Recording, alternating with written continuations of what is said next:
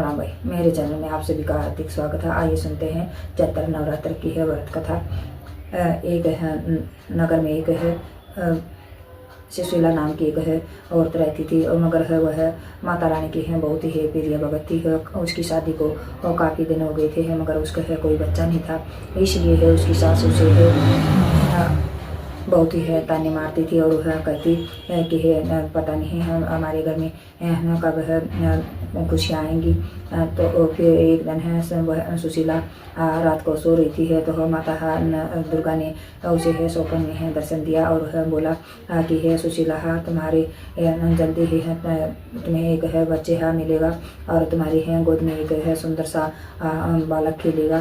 तो यह सुबह उठकर है वह अपनी सास से है यह और पति से यह बातें सपन वाली बातें बताने लगी है। तो वह सास उसकी सास पहले ही बोल पड़ी कि है मैं तुम्हारे घर वालों को बोल देना कि मैं अपने बेटे की है दूसरी शादी कर रही हूँ।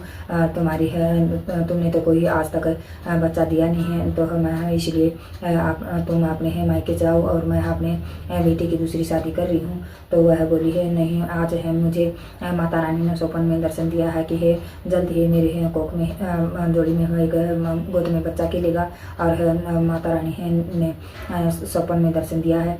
और सास बोली है कि है तुम्हें तो काफ़ी दिन हो गए हैं यह स्वप्न बताते हुए, आज तक तो हुआ नहीं है और कब होगा। यह कहते कहते है थोड़ी देर बाद सुशीला को चक्कर आ जाते हैं, वह गिर जाती है।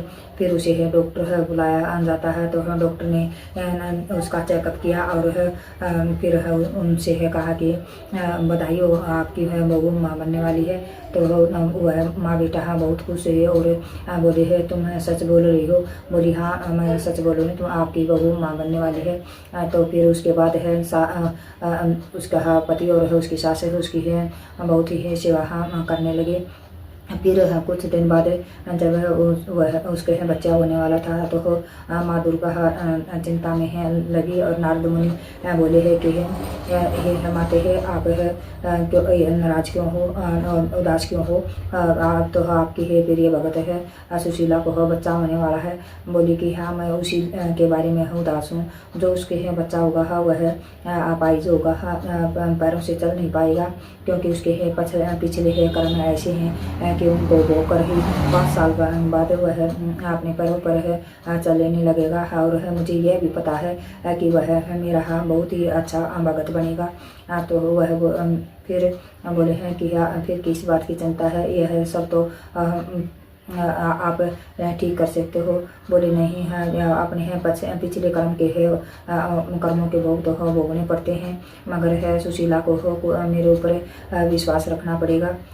फिर है उसको कुछ दिन बाद है एक सुंदर सा लड़का हो जाता है, मगर वह जन्म से है अपाहिज है। यह सुनकर है उसके है पति और है उसकी सास बहुत ही गुस्सा हुए, और है बोले कि है बच्चा दिया है यह भी अपाहिज है, अब इसको कौन झेलेगा। हाँ मैं तो अपने बेटे की है दूसरी शादी करती हूँ। फिर वह उसका पति भी कहता है हाँ माँ मैं इससे बहुत तंग आ चुका हूँ, हाँ आप है मेरे लिए लड़की है देखना, हाँ आराम कर दो। और उसे है सुशीला और उसके है बच्चे को धक्के मारकर वहाँ से है निकाल दिया, और वह रोती हुई अपने बच्चे को लेकर है अपनी ही माँ के घर आ गई है, और वह वहाँ मजदूरी है कर कर अपने बच्चे को पालने लगी। फिर वह एक दिन है वह माता रानी के है मंदिर में जाना नहीं बोलती थी, वह साथ में है उस है उसका है बेटे का नाम उसने है तिलक रखा था, तिलक को और साथ मंदिर में ले जाती और है पूजा पाठ करती।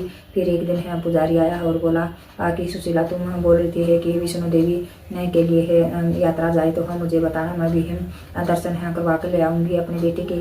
तो वह बोली हाँ हम वो पुजारी बोला हाँ कि है यह यात्रा फ्री है जा रही है, अगर तुम जाना चाहो तो। फिर वह सुशीला बोली हाँ पंडित जी आप मेरा नाम लिखवा देना, मैं माता रानी के दर्शन के लिए है ज़रूर जाऊंगी। वह अपनी माँ और है बेटे को लेकर माता रानी के है यात्रा के लिए है निकल गई। कटरा जाने के बाद में है वह एक है बेंच पर है अपने बेटे को बिठाकर और अपनी माँ से बोली है कि आप तिलक का ध्यान रखना, हाँ तब तक मैं प्रसाद ले आऊँ, फिर दर्शन के लिए चलेंगे। तो वह प्रसाद लेने चली जाती है। फिर है तिलक अपनी है नानी से बोलता है मुझे प्यास लगी है, मुझे पानी पीना है। नानी बोली ठीक है मैं अभी लेकर आती हूँ। तो नानी पानी लेकर आई तो तिलक वहाँ नहीं था, सब तरफ ढूंढा, और फिर सुशीला हाँ भी बहुत ही दुखी हुई है कि है मेरा बेटा कहाँ गया, वह तो चल फिर भी नहीं सकता है, उसे है कोई उठा तो नहीं लेगा।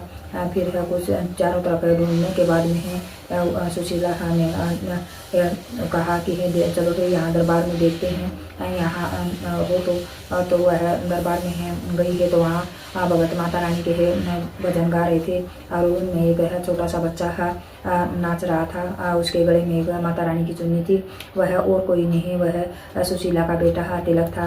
वह माँ बेटी है बहुत ही खुश हुई और उनके आंखों में खुशी के आंसू आ गए है कि हम मेरा बेटा चल सकता है और है खेल कूद सकता है। फिर वह माता रानी के दर्शन है कर कर वापस आ गई।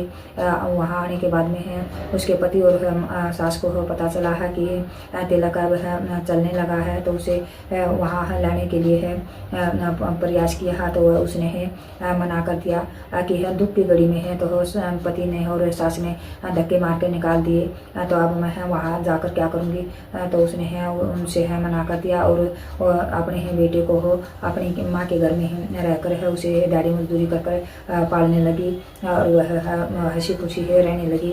हे माता रानी जिस तरह उसे है सुशीला पर कृपा करी, इस तरह सब करना, सबके घर में बच्चों की कलकारियाँ मुझे सबके घर में धन धन के भंडार बने। जय हो माता हर विष्णु देवी की, जय हो सच्चे दरबार की।